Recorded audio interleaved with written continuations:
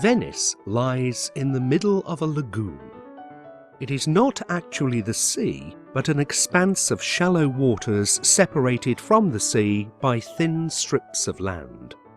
The lagoon drains and fills up again with new seawater twice a day through the 3 inlets.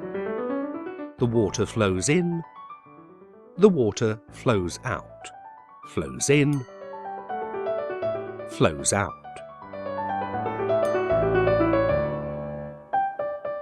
But is Venice an island? It is a cluster of 124 islands, which were gradually populated starting in the 7th century AD. Venice did not grow out of a centre that expanded over time, but out of a series of settlements that coalesced into one. The main islands were originally independent settlements that had some characteristic elements in common: a church, a square, one or more rainwater collection wells, at least one canal at the edge of the square. If the canal is not visible, that means it was probably filled in at a later time.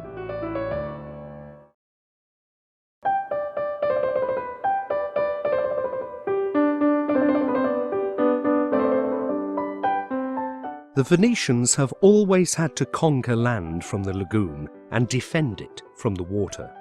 The edges of the islands are clad in brick, so that the land is not stolen away from the city by erosion.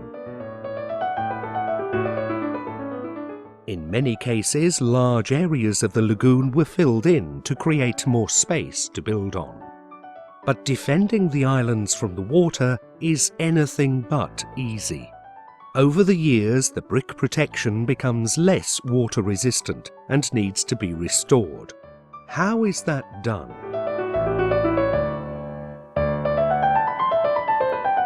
First, a section of the canal is isolated and drained. Then, the sediments that have accumulated on the bottom of the canal over the years are removed. During the second half of the 20th century, cleaning and maintenance on the canals was suspended for over 20 years, and as a result, many of the city's canals became impossible to navigate.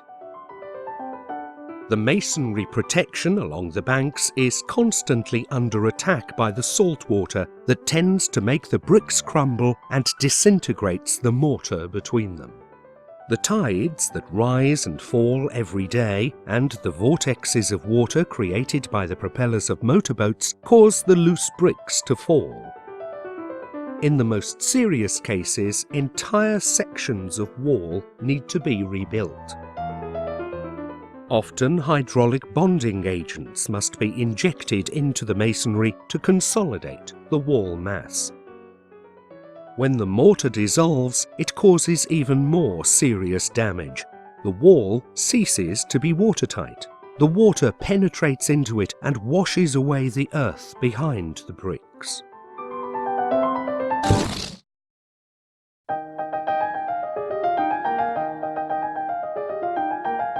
The city streets are called calli, but they have other names too.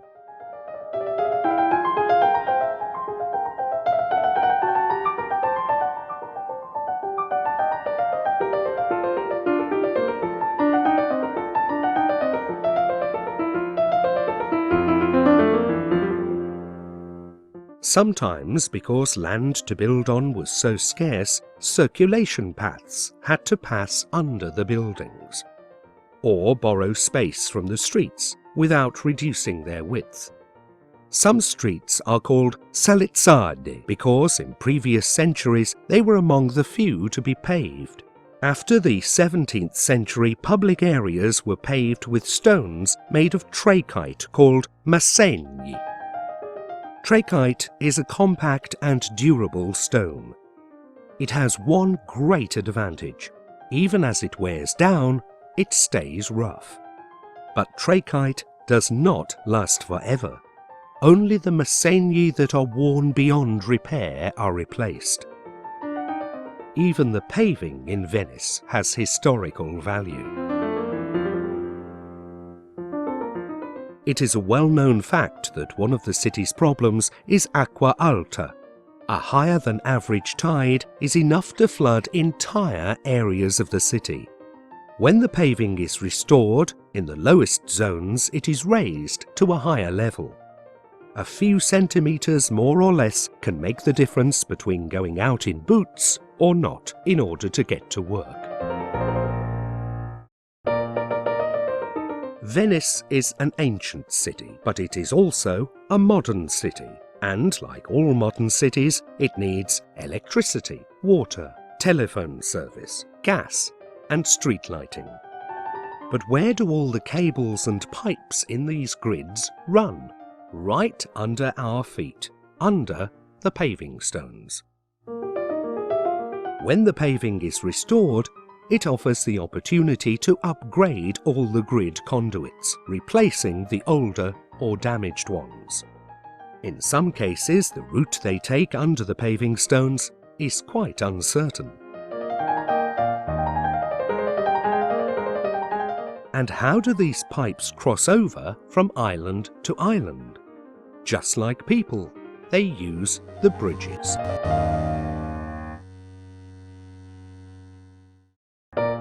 Venice does not have a complete modern sewage collection and treatment system. It still largely relies on the historical sewer system, made out of masonry tunnels called gartoli. All the wastewater ends up in these tunnels, and from there drains into the canals. Twice a day, the tide in the lagoon exchanges the old water with new water from the sea. Many buildings have septic tanks, tanks in which the wastewater settles and is treated before it drains back into the canals.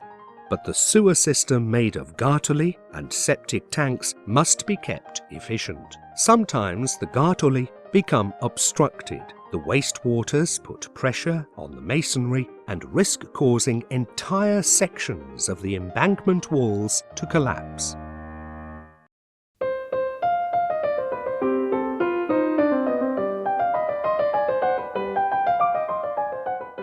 There are 438 bridges in Venice.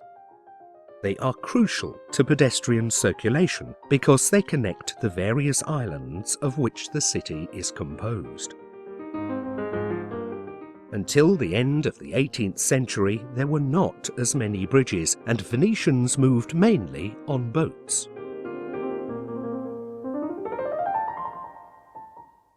When a bridge needed to be built, the problem in some cases became where to build it. The street system on many of the islands was already established, and often the ends of the streets on each side did not coincide. This is why some of the bridges in Venice are oblique. If the land that supports the foundations of the bridge cannot be consolidated, then it is better to build a wooden bridge, which is much lighter than a stone bridge. A simple wooden bridge can save us a long walk, even though it requires frequent maintenance. But even stone bridges don't last forever. The keystones slip out of place. Cracks develop. The salt in the air damages the plaster, the bricks, and the mortar.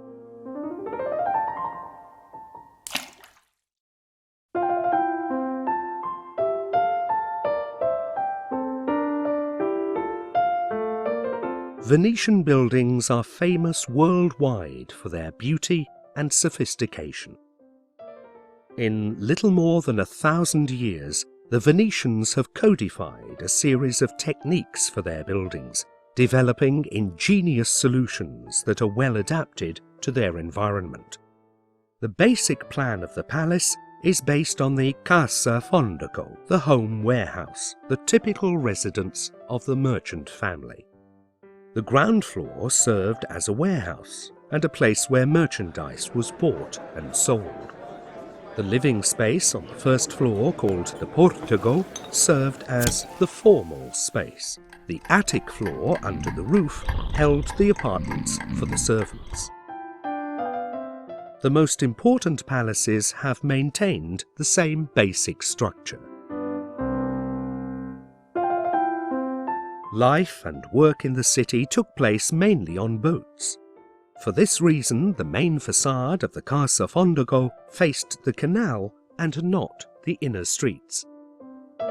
In many cases, the palaces had more than 3 floors, but the basic tripartite scheme remained the same.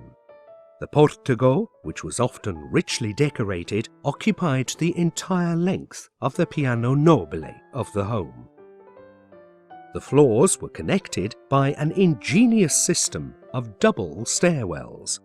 This way, the servants and the family had 2 separate entrances and 2 independent circulation systems inside the building. Several crossover points made it possible, when necessary, to switch from one system to the other. But how do such monumental buildings remain standing on ground that is as muddy and unstable as the earth on the islands of the lagoon?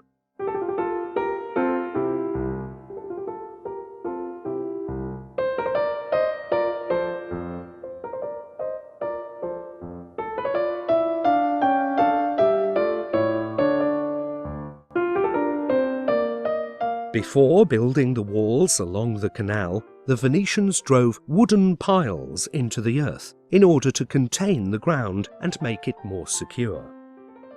Then they laid 2 layers of thick boards over them and 1 layer of stone blocks. On top, they built the foundation walls. With a bit of imagination, it is not hard to interpret Venice as an upside-down forest.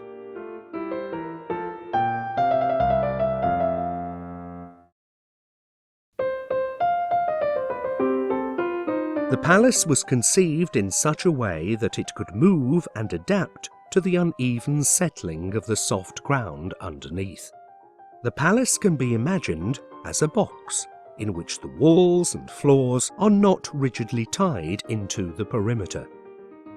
There are no rigid connections between the masonry parts. The walls simply rest against them, so that each individual part can move with respect to the others. The bearing walls of these buildings are almost always perpendicular to the canals. This way, they are the only walls that are actually bearing, meaning that they carry the load of the floors above. The facade, on the other hand, does not serve as a bearing wall. It therefore carries no load and can be pierced with many windows. Today, looking carefully at some of the buildings, you can see that the perimeter walls lean in slightly. In fact, when these walls settle, instead of opening outwards, they tend to lean in onto the roof and the floor structures, thereby avoiding damage. The roof structures help close the box composed of the walls and floors. The floors and roof structures are made out of wood, a light and elastic material that resists change in the geometry of the building without breaking. At the moment of construction, or in later centuries, the floors were anchored to the walls with metal ties, which prevented the perimeter walls from collapsing outwards. But as time goes by, the ties can cause damage to the walls because the metal rusts, and the rust increases the volume of the ties, breaking the stone they use as a header. In all cities, humidity is one of the most serious problems for buildings, all the more so in Venice. Saltwater evaporation, in fact, attacks construction material in the long run. The most damaging factor for brick buildings, however, is capillary rise. A wall is not much different from a sponge and absorbs the humidity of the foundations through the thin channels that run through it. The fact that the water is salty makes the situation particularly damaging. The salt seeps into the masonry dissolved in the water. The water evaporates from the wall, but the salt, on the other hand, becomes crystallized. Once it is crystallized, its volume increases up to 12 times, disintegrating the bricks. Even the wooden beams under the floors are damaged by humidity because the water makes it easier for fungi and bacteria to attack the wood. The traditional antidote was to add blocks of Istrian stone to the walls. This stone served as a barrier against capillary rise. Today, however, the water level is higher than it was centuries ago. Therefore, the water laps against the buildings above the stone course, and as a result, the infiltration penetrates above the Istrian stone barrier. There are many solutions to capillary rise. One of them is to avoid plastering the lower part of the building so that the wall may continue to breathe. Another solution is called cutting the wall. The cut can be physical.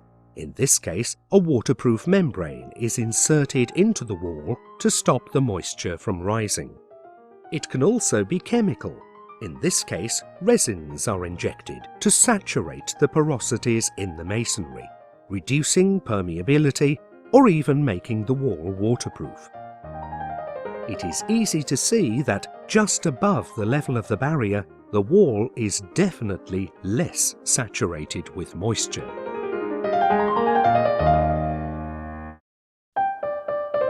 Humidity, erosion, the yielding terrain are all particular characteristics of the lagoon that the Venetians have always had to deal with.